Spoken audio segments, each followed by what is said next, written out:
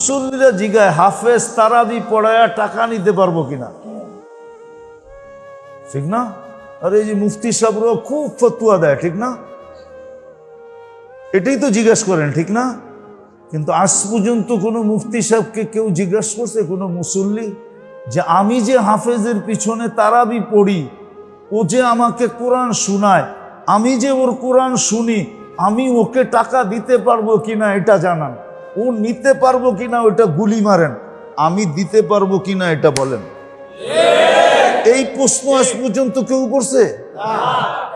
হ্যাঁ, না সেক্রেটারি করছে জিগান, না সভাপতি করছে জিগান, না মসজিদ কমিটি করছে জিগান। হাফেজ নিতে পারবো কিনা এটা প্রশ্ন করে, এটা প্রশ্ন করে না আমি দিতে পারবো কিনা।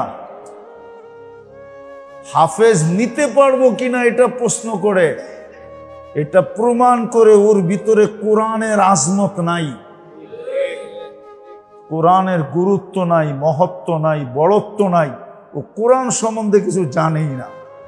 রাগ হয় না, ও কোরআন সম্বন্ধে কোনো গুরুত্ব নাই, ও জানে না কোরআন কি জিনিস।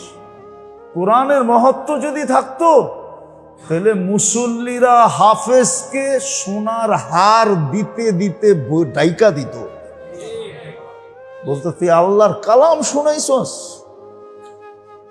আমি তোর পিছে আল্লাহর কালাম শুনছি, তুই আমার মালিকের কালাম শুনাইছস। আগের যুগে চিঠি পড়াইতে 2-4-5 মাইলও হাইটা যেতে হইতো। যাত্রাবাড়িওয়ালারা ভালো মতে বোঝেন, চিনি আমরা যাত্রাবাড়ি, আমি বড় হয়েছি তো ঢাকা শহরে, যাত্রাবাড়িকে চিনি না? হ্যাঁ, আমার ওই দিনও মনে আছে কান্দে লঙ্গি আর আমি ঢাকা শহরে ঘুরতেছি।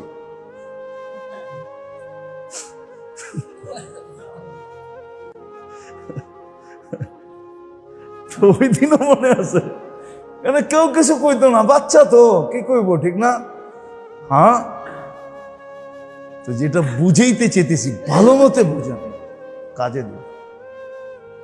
কোরআনের মহত্ব আমাদের কাছে নাই, গুরুত্ব আমাদের কাছে নাই।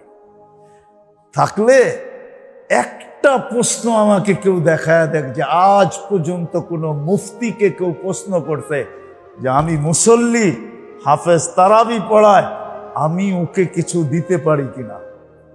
আর এটা পত্রিকায় ছাপানো হয়েছে, মিডিয়ায় আসছে, আজ পর্যন্ত নাই। শুধু আছে কি হাফেজ নিতে পারবো কিনা, এটা আমগো দুর্ভাগ্য আমাদের দেশে। উল্টাটা প্রশ্ন করে, সিধাটা করে না।